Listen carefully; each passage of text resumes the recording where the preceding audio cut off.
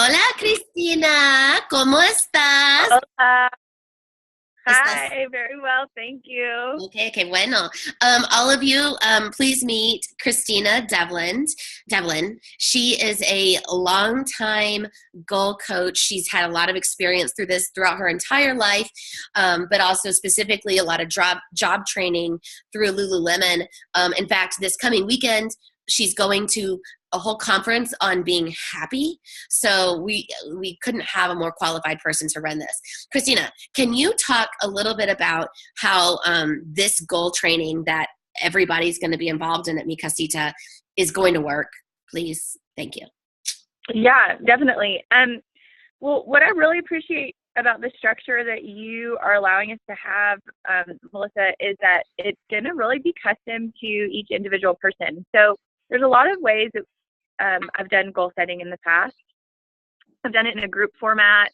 I've done it in small group format, large group format, one-time deals, ongoing things for years. And what we landed on for purposes of this program is, number one, recognizing that the experience that you guys have with goal setting might be very little. It might be no experience at all. Maybe you've done it and like didn't have a great experience. And I think that a great way to get started is a custom format with like a really specific group of conversations. So what you can count on is each of you at Mi Casita will have 3 different phone calls with me. And we'll start with phone call number 1, just talking about goal setting, your experience, getting to know each other.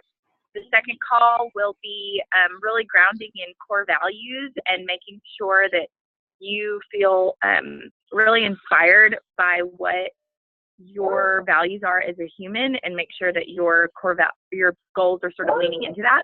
And then the third conversation will really be about follow-up and questions, and that's a really loose format, and you never know. I mean, I have a lot of tools in my toolbox, and I'm happy to share any and all of them with you as it comes up naturally. Okay. But yeah, for And now, just a conversation. cool. And like, can you talk a little bit about why or how you've seen sharing goals with the community is valuable for in the work environment? Yeah. Oh, yeah, totally. I mean, we spend so many hours of our life with our work peers, more than really, sadly, a lot of our family and friends we spend with our work peers. And I would say most of us, we all have a lot of experience with wishing and with wanting and having these dreams and hopes of things that we do or want to do in our life. And it's also very common that we don't actually transform those hopes and dreams into a concrete goal. And when I say a goal, I mean a tangible, written, very clear and specific goal that is written down on paper and shared with someone. Yeah. And that may not seem like a big difference, but the difference between just kind of wanting something and then writing it down and doing it is that, number one, you are holding yourself accountable. You've like really had to get clear and be brave and write something down. And It's then on top scary. of it, I mean, it's sorry to interrupt, but it's like so scary. it's so freaking scary. I hated it when I first did it. Didn't want to do it. Thought it was really stupid. In fact, one of my other friends like started doing it, and we hung up in a fight because I was like, "This is BS." But like, Yeah. what you know, why? How? What are you going to do to like kind of make it seem a little bit more like less intimidating for people? Because I was Yeah. intimidated when I Yeah. started. So how can we make that not as Oh my scary? gosh. Totally. Yeah. Well, the first thing I'll say is, well, just to wrap up, like why this works at work is because you spend so much time with those work people, they can be your accountability buddies, basically. Mm-hmm. And the way that we're gonna do this and make it not intimidating is no one has to come up with some like wild and crazy goal. Yeah. All you're doing is putting into clearer words what you're already kind of up to every day. And oftentimes up to and not even realizing it. So when I first started this work, I remember I had to write goals when I first came. I mean, I had to do it several times, but I remember specifically at Lululemon, we had to do it. And I was really pissed about it because I have always prided myself on being someone who could like roll with the punches, and I liked the unexpected Wild ways and of free. life and wild and free. And I didn't want to have to write.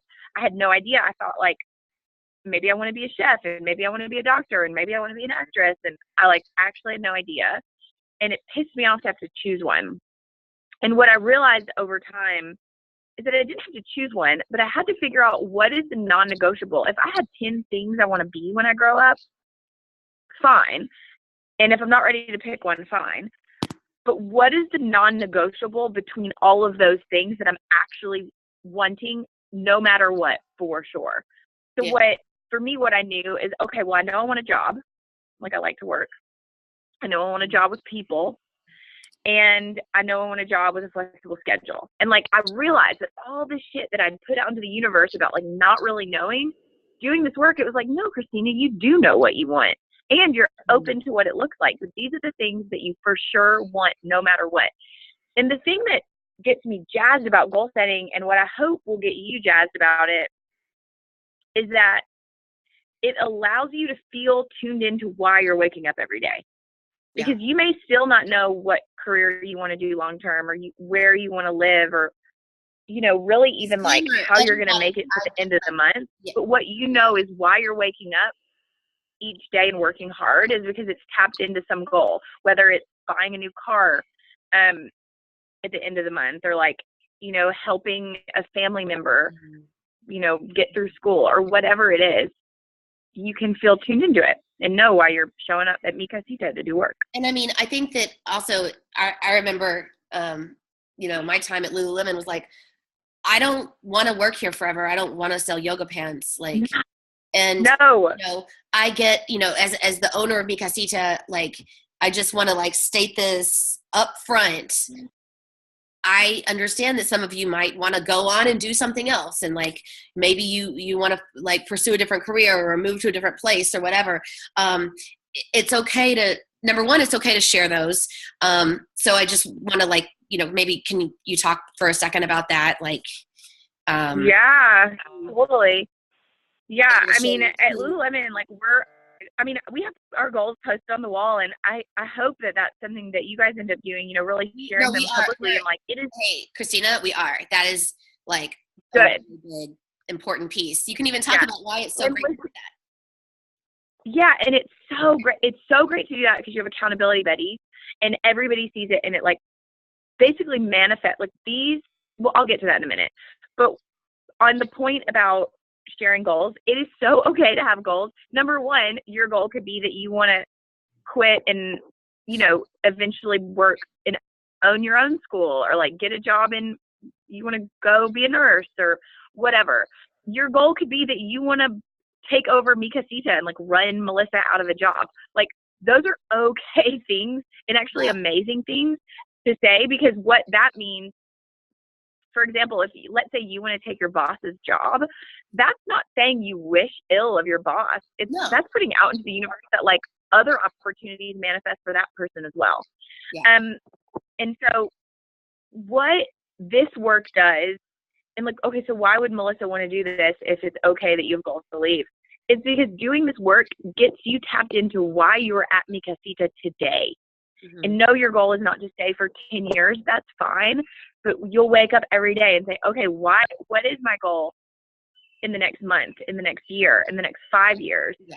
And really understanding how you showing up for work every day is playing into that bigger goal. Okay, so then moving on to why do you post them? So there's a lot of reasons. I said accountability partners. That's a big one. But it's also, you never know how the universe is going to conspire to support you meeting your goals. So let's say you have a goal that's to, I don't know, Melissa, give me an example. You have a goal. Like, let's say you want to go, let's say you want to open a bakery. Yeah, okay. You want to open a bakery, and you want to open a bakery, and you put your goal out on there, and you list the neighborhood, you know, like you want to open a bakery in Fishtown by whatever. And someone might be reading your goals. I mean, it could be a coworker, it could be a parent, you never know. And they read it and they're like, oh my gosh, actually own a bakery in Fishtown. It's closing. The lease is up. They don't want to renew. Would you be interested? Oh, also you're a teacher? Cool. You could even like work in trade and like help educate my kids while you're doing it for rent. I mean, it's crazy. It is crazy the way that these things work out. Let's say you have on your goal, you want to like help your son buy a car, and then someone walks by and they're like, oh, you need to buy a car? Great, I'm selling a car. Yeah. I have friends they want to move to Italy, and the next thing you know, like someone's like, oh, I see you want to move to Italy. Like, I have friends that are looking for a nanny. It is a guaranteed, this is not a thing that might happen. It is a guaranteed thing that will happen when you put your goals out into the universe. The universe wants to help make it happen for you. It's very, very true. And I am in full support of helping all of you individually once I see those goals. But one other question, and then we'll ask one fun question. But the last serious question of this is, we go to work. Some of us are private people. They don't want to share their goals, or maybe they want to share their work goals but not like in another area. How are you planning on addressing that specifically? I mean, if I'm requiring everyone to put their goals up on the board, that is, or on the wall, that's a non-negotiable. But I also want to respect people's privacy. So what do we, how will you work to make this something that's comfortable for everybody? Yeah, that's a great question. And again, we can take it on a case-by-case basis, but my gut reaction would be, when we set goals, I really encourage you to think of everyone to think of goals in 3 realms. The 3 most common realms are career, health, and personal. And what I will leave room for is that those might not be the 3 realms that you want to make goals in. It may be that you want to do career. You may want to do, philanthropy. Like, how do you give back your time? It may be spiritual. It may be family. Travel. It may be travel. It may be home. It can be anything that you feel like is kind of a large category of your life. And if you don't want to put, personal doesn't have to mean like your deepest, darkest interpersonal relationships. It may just be, that you want to take a trip, and perhaps you just call the whole category travel. Technically, it's personal. Technically, I would say that falls under the personal category because it's a personal thing, but we're not requiring you to, like, within that umbrella of personal, it could be, like we just said, travel, family, any philanthropy, any totally. Yeah. Yeah, totally. Personal doesn't have to mean private. Personal just means it's not related to your career and it's not related to your health. Although, let's be real, I think it's all related to our health, right? And how we're doing in every realm, I think, is related to our health. But so we can be flexible in what we call the categories. And really, the point is there are people that put all their energy into their career, goals. And then they totally waste their bodies. Their bodies get sick and diseased and tired, and their personal lives, their families never see them. And it's because they were focused on just one realm. So that's the purpose of the multiple realms of goal setting. It's not to dig into the private area of your life. It's to make sure you're nurturing all the things that are important. And let's be real, career is not the most important thing. Career is the thing that, maybe gives us some fulfillment. And at the end of the day, it's the thing that gives us money so that we can like support ourselves. We get that. That's not a bad thing to admit. We want to be fulfilled as possible while making money. So that's another reason we're doing this work. Yeah. Cool. Christina, do you have any final comments before I ask you your last question? No, just that I'm excited. And I will say logistically, a question, my hope is that I have each of your emails, and the way I like to work is sending calendar invites. Melissa, you and I can chat if that's not a way that's going to work for you guys. Okay. And let's just keep that as an open conversation. my commitment is to really be in integrity with times that we have scheduled together. And my ask is that you are also in integrity with keeping our meetings to the best of your ability. Great. Thank you. Okay. Are you ready for your question? Yes. Okay. It's 3 parts. The first part is, what are the names of your 2 children, and what is something silly that they have done today or this week or whatever? Oh my God. Yeah. Okay. So I have 2 kiddos. They're 4 and 6 years old, and my oldest is Magnolia, and my son is Will. So Maggie and Will. And today they were drinking their little breakfast smoothies out of a straw, and they thought it would be really fun to have a fight where they suck the smoothie out of the straw and then blow it in each other's face, and that was terrible. That's really hilarious. I also really, speaking of that, I will say that one time Magnolia, my favorite story about Magnolia is when Christina was vegan. Are you still vegan? Not in my heart, but no. Okay. Yeah. So she was making her daughter drink all this almond milk and stuff. And she was 3 years old and walked out the door over to her neighbor's house and knocked on the door at 8:30 in the morning, asking for some cow's milk. So, cause she didn't want the vegan milk, which is the almond milk. Yeah. And so, yeah. I don't know. They're, yeah. And then they're very independent. They're great. And then my other last question for you is, what are 3 or 2 or 1 weird things that are likely in your backpack or bag or purse right now? Ooh. I always carry zip ties in my emergency bag in my purse in case I need to tie up a bad guy. Well, you know who I've used it for? I should not say this at a preschool. I tied up Maggie once in the car because she kept hitting her brother. Okay, that is not positive discipline. We do not condone that, but it is good for a laugh. Don't do it. We were driving. I didn't know what to do. Don't do it. I think I should be arrested for doing that. Yeah. They didn't hurt her. Anyway, so zip ties. It was for probably only for a minute. I've also used the zip ties to hang up a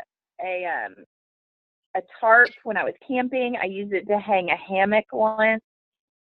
I didn't. A bracelet. It could be a bracelet if you need to look fancy. Yes, it didn't break when the kids could fit in it. It was strong enough for the kids, not strong enough for me. Awesome. I don't know. I feel like zip ties is a good enough answer. Okay, yeah, I think that's a very solid answer. We are super excited. I hope this helps you to all understand what you've got coming. And adios. Gracias. Adios. Gracias.